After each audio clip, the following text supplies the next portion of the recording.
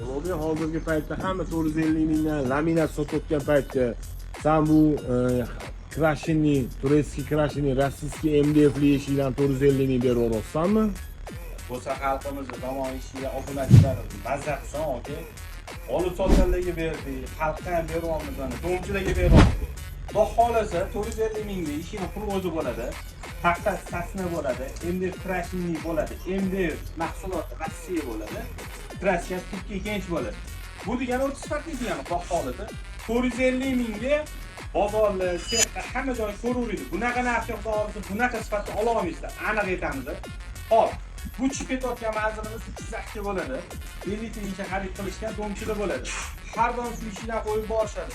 Ulgurib qoladi, 3 mingga bir palata haydab qo'ygan edik, tugadi. Ikki tilla tava qo'ygan edik, 450 mingga tugadi. Bu 450 ming qo'ygan narximiz 600 ming bo'lgan edi.